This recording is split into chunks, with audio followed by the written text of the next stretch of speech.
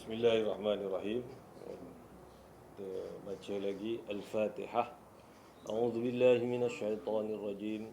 Bismillahirrahmanirrahim. Alhamdulillahi rabbil alamin. Arrahmanir rahim. Maliki yaumiddin. Iyyaka na'budu wa iyyaka nasta'in. Ihdinas siratal mustaqim. صراط الذين أنعمت عليهم غير المغضوب عليهم ولا الضالين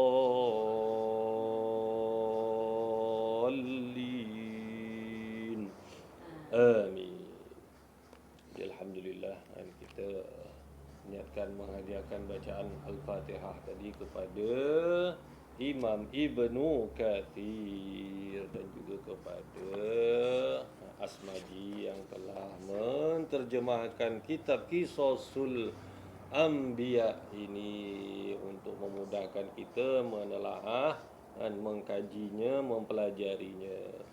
Jadi insya-Allah ini hari kita akan baca pengantar penterjemah. Ini kan penterjemah kitab ini kan, iaitu Asmaji Ais Mukhtar.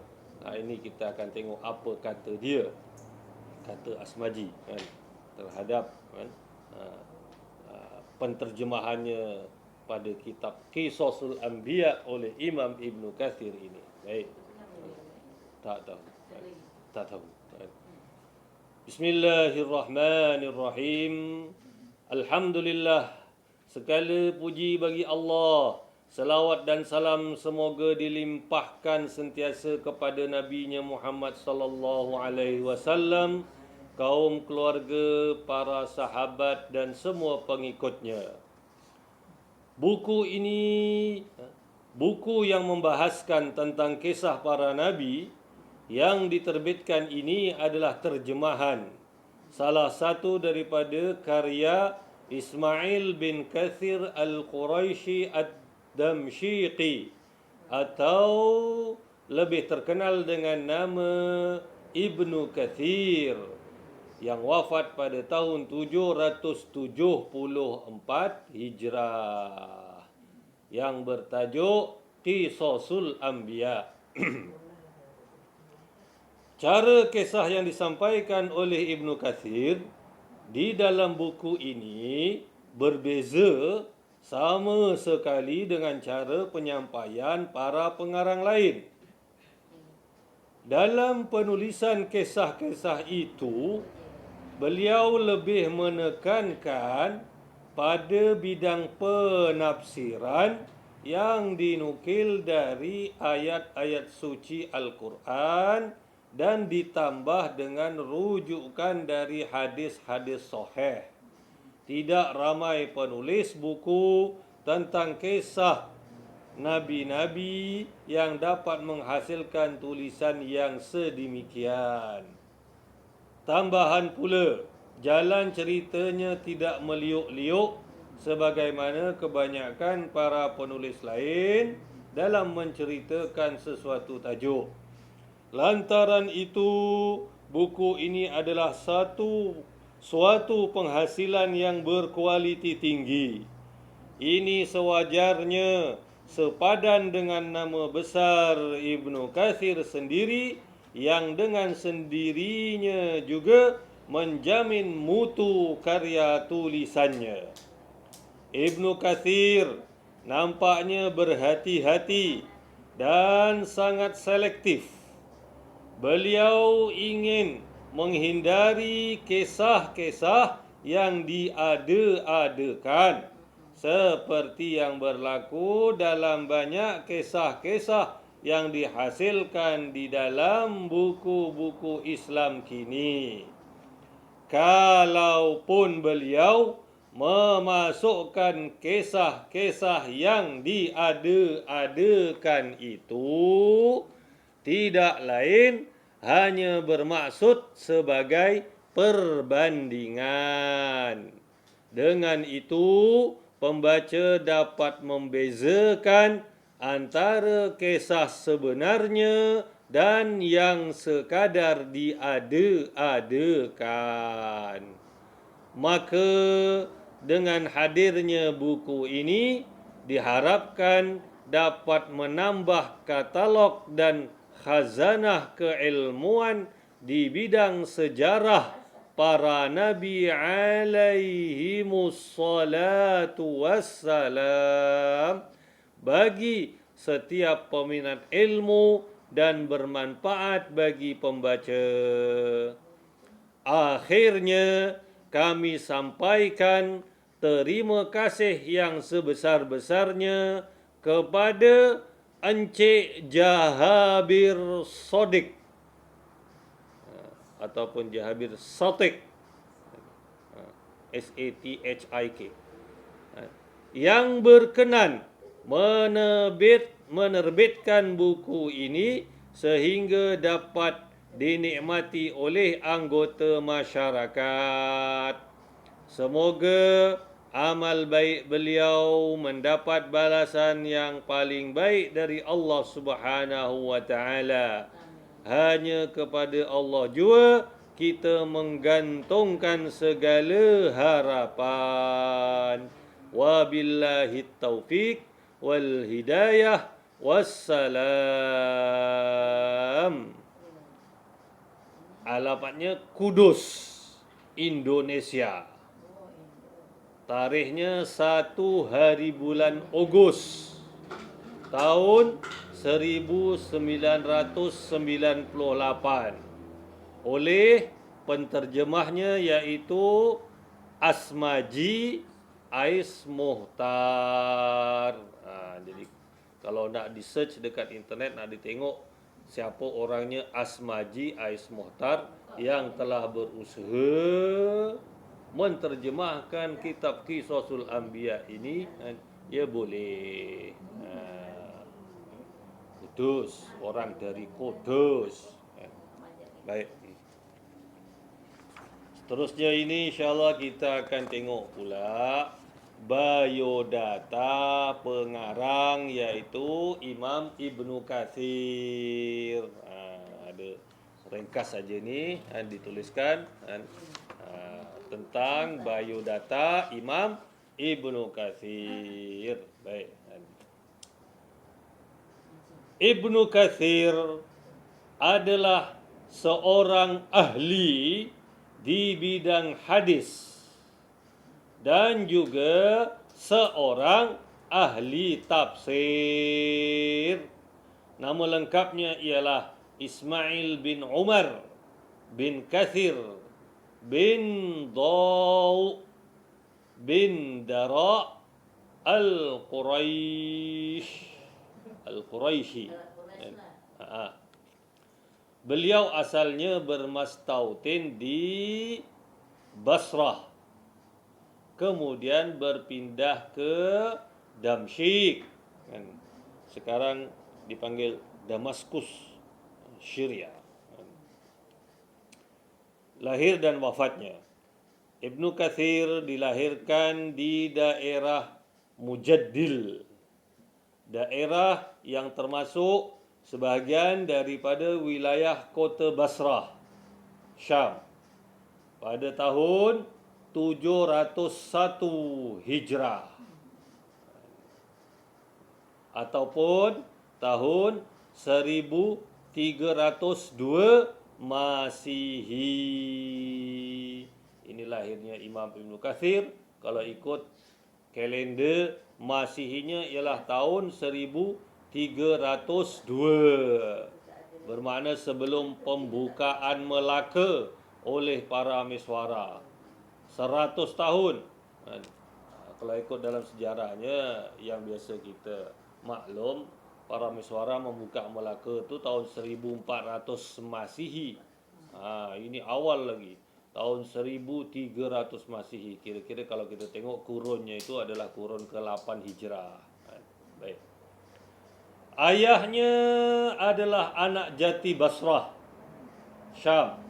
Sementara ibunya berasal dari Mujaddil.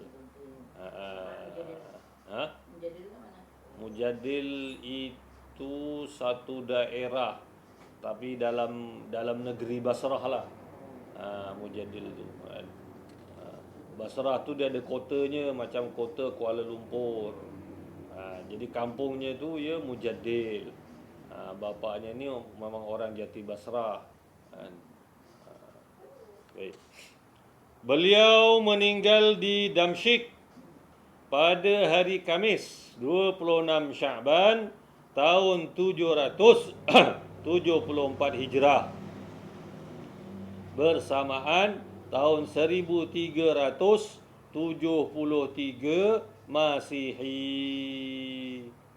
Belum cecah 1400 pun kan. 1773 Masihi. Lebih kurang kalau kita nak kira kat sini umurnya berapa, dalam 73 ataupun 72 tahun gitu. Lahirnya tahun 701 kan. Hijrah, wafatnya tahun 774. Bermakna 73 tahun dekat situ. Kalau ikut kiraan kalender hijrahnya 73 tahun. Kalau ikut kalender masihinya 1302 dan 73 tolak 2 dan 71. Baik. Jenazah beliau diusung oleh para pentakziah yang besar jumlahnya dan dimakamkan berhampiran pemakaman Syekh Ibnu Taimiyah, tepatnya di pemakaman para ahli sufi di luar pintu kota An-Nash di Damsyik. Maka kat sini kita nampak bahawa Imam Ibnu Katsir ini telah dimakamkan di kawasan pemakaman ahli sufi. Ya.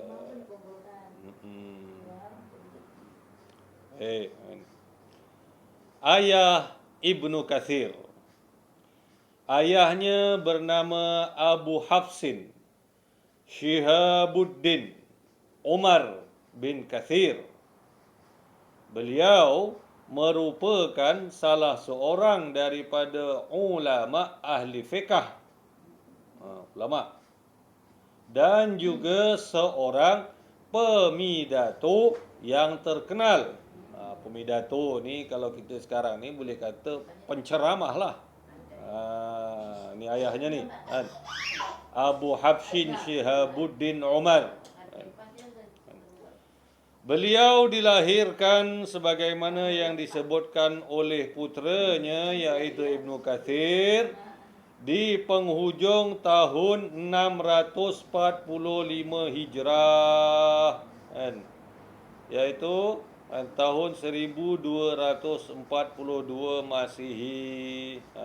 Maka ayahnya Ibnu Katsir ini adalah seorang ulama di kurun ke-7 Hijrah, iaitu lahir tahun 645 Hijrah. Ibnu Katsir berpindah ke kota Damsyik bersama ayahnya pada tahun 706 Hijrah ataupun tahun 1306 Masihi. Ketika itu usia Ibnu Katsir baru mencecah 5 tahun. Umur 5 tahun pindah ke Damsyik. Tadi lahirnya dekat Basrah, dekat satu kampung di Basrah. Umur 5 tahun bapaknya bawa pindah ke Damsyik. Perhatiannya di bidang keilmuan. Ni. Ibnu Katsir menghafal Al-Quran dan berhasil menyelesaikan hafalannya pada tahun 711 Hijrah ataupun tahun 1311 Masihi. Hal itu ada dijelaskan di dalam biografinya, yaitu umurnya lebih kurang 10 tahun. Khatam, apal Al-Quran. Umur 10 tahun sudah khatam ngapal Al-Quran. Sebab dia lahir tahun 701 Hijrah. Dan berjaya khatam hafal tahun 711 Hijrah. Baik. Awalnya Ibnu Katsir mendalami ilmu atas bimbingan saudaranya Abdul Wahab. Jadi di sini diguna pakai perkataan oleh penterjemah, yaitu Asmaji. Ais Mohtar ini diterjemahkan daripada ini biografi, ini bukan penterjemahan. Saudara. Jadi biasanya kalau kita faham saudara ni adik-beradik, maknanya mungkin abang. Tapi yang setepatnya ya nanti kita rujuk kembalilah nanti kalau jumpa.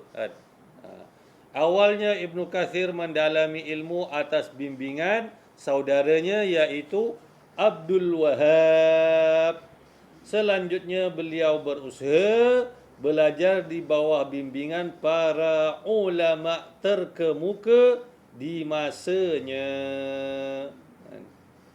Ibnu Katsir belajar di bawah bimbingan Syekh Burhanuddin Al-Fazari dan Syekh Kamaluddin bin Qadi Syuhbah. Ibnu Katsir juga belajar dan menghafal kitab At-Tanbih karya Asy-Syirazi dalam cabang mazhab Syafi'i.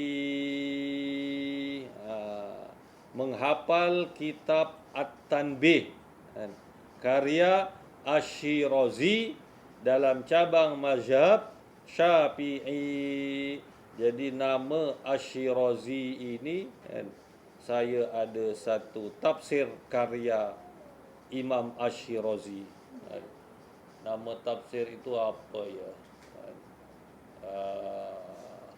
Tafsir itu telah diterjemahkan ke bahasa Melayu oleh Syekh Abdul Rauf Al-Fansuri. Tafsir Baidawi kalau tak silap saya. Oh, ini tafsir Baidawi. Ini dikatakan adalah tafsir Melayu yang pertama oleh Syekh Abdul Rauf Al-Fansuri. Macam ini kamus Marbawi oleh Syekh Idris Marbawi, kamus Melayu yang pertama. Jadi Syekh Abdul Rauf Al-Fansuri ini zaman Belanda dulu rasanya. Orang Melayu. Syekh Abdul Rauf tu Fansuri, orang Melayu, orang Aceh. Dia ambil tafsir Imam Asy-Syirazi ni, tafsir Baidawi. Jadi kalau saya tak salah maklumatnya. Baik. Dan Mukhtasar Ibnu Hajib di bidang usul fiqh. Ini kitab-kitab yang dipelajari dihafal oleh Imam Ibnu Katsir. Mazhabnya Syafi'i. Ketika menginjak dewasa, beliau belajar di bawah bimbingan Abul Hijaj Al-Muzi. Ibnu Katsir dinikahkan dengan anak gadis ulama ini. Jadi menantunya seorang ulama yaitu Abul Hijaj Al-Muzi yang juga gurunya. Jadi kita boleh membayangkan dan melihatlah bagaimana hal keadaannya orang kalau dapat menjadi menantu Pak Kiai, menantu Pak Guru. Begitu.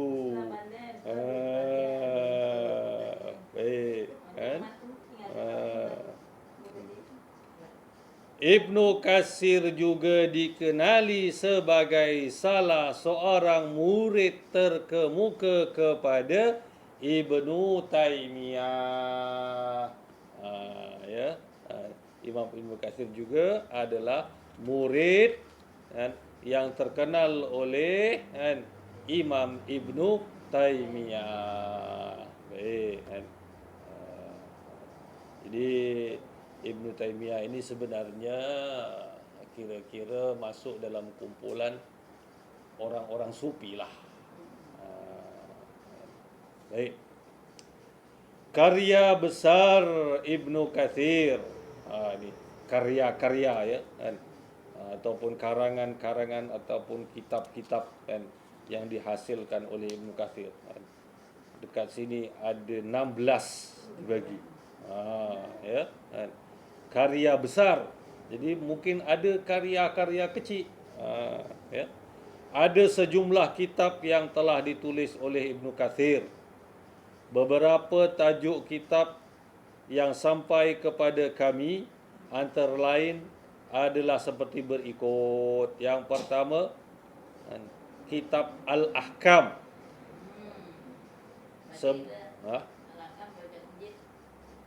Dia bukan kitab hikam, lain. Lain. Kitab hikam tu Syekh.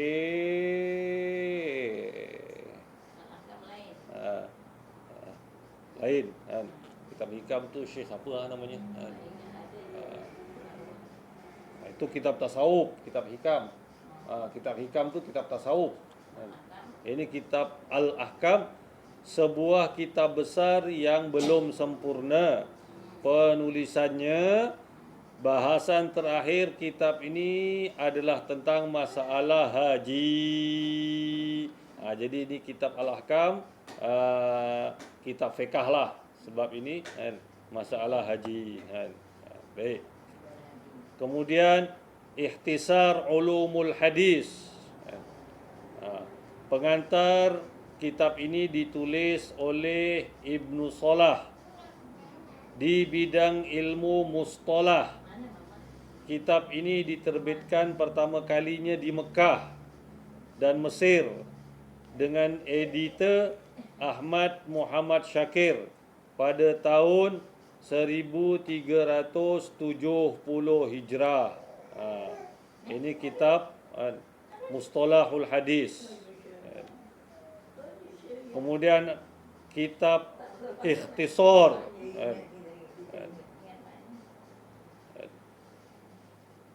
Ikhtisar, ringkasan kitab Al-Madkhal ila Kitabi As-Sunan.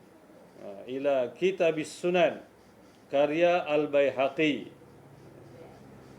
Ini kitab namanya Ikhtisar. Ringkasan kitab Al-Madkhal ila Kitabis Sunan oleh Imam Baihaqi. Dia buat ringkasan daripada kitab Imam Baihaqi itu. Kemudian yang keempat, Al-Bidayah wan Nihayah. Ini saya ada kitab ni. Al-Bidayah wan Nihayah. Kitab ini membincangkan sejarah yang cukup komprehensif.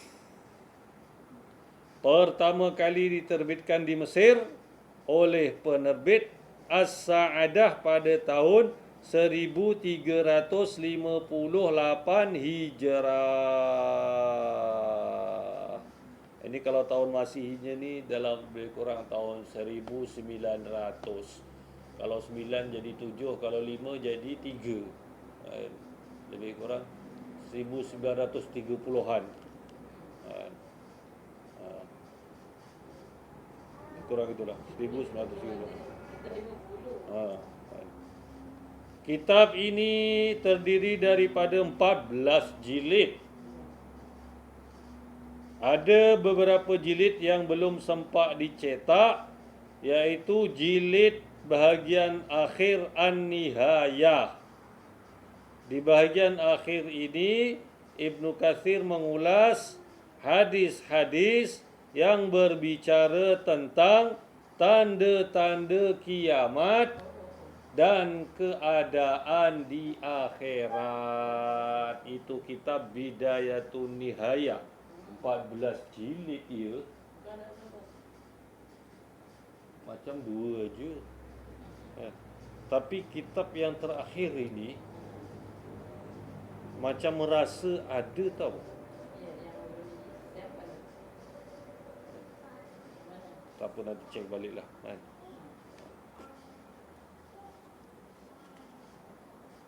Itu yang keempat tadi. Dan sekarang kelima, oh dah lewat masa kan.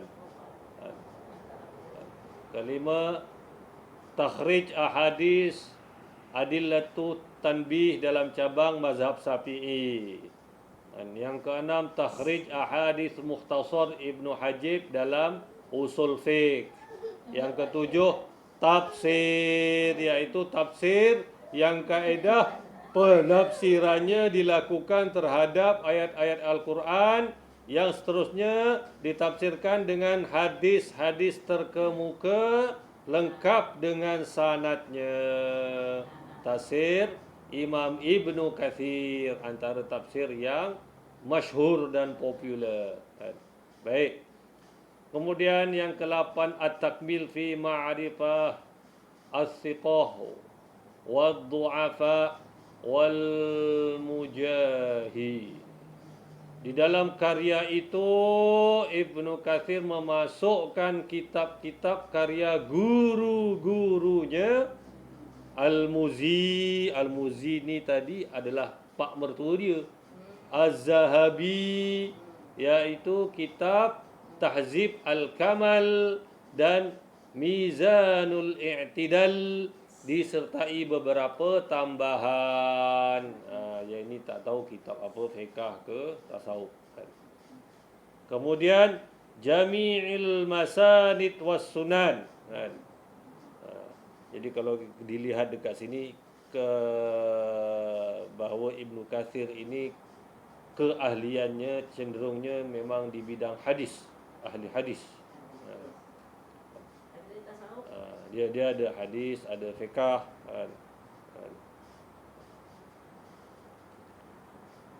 Ke-10, risalah jihad.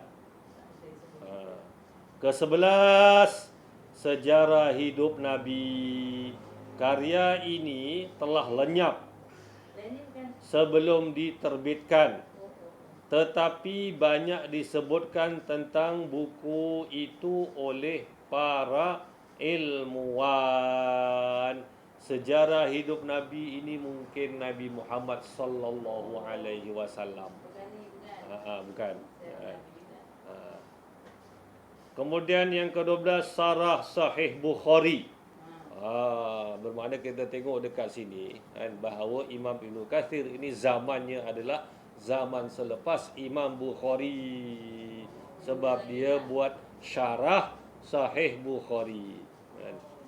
Penulisan kitab ini tidak selesai secara sempurna. Hal itu dijelaskan oleh Al-Maruzi di dalam kitabnya. Kemudian yang ke-13, Tabaqat Asy-Syafi'iyyah. Penulisan kitab ini disertakan pula mengenai sejarah Imam Syafi'i. Jadi dekat sini kita nampaklah bahawa mazhabnya Imam Ibnu Katsir ini boleh jadi adalah mazhab Syafi'i. Kemudian 14, Al-Fusul fi ikhtisari Siratul Rasul. Kitab ini pertama kali dicetak atau diterbitkan di Mesir pada tahun 1356 Hijrah, tetapi pencetakannya tidak sempurna. Ini sejarah Nabi Muhammad sallallahu alaihi wasallam juga ni. Kalau mau dicari, Al-Fusul fi ikhtisari Siratul Rasul, tapi ringkas je lah ni. Kemudian yang ke-15, inilah dia kitabnya Qisasul Anbiya yang sedang kita nak baca ini nanti. Dan yang ke-16, Al-Muqaddamat. Kitab ini kemungkinan membahaskan tentang mustalah hadis. Jadi itulah dia 16 karya besar Ibnu Katsir yang dibawakan, dibentangkan di sini oleh pengarang kitab ini, Asmaji Ais Muhtar.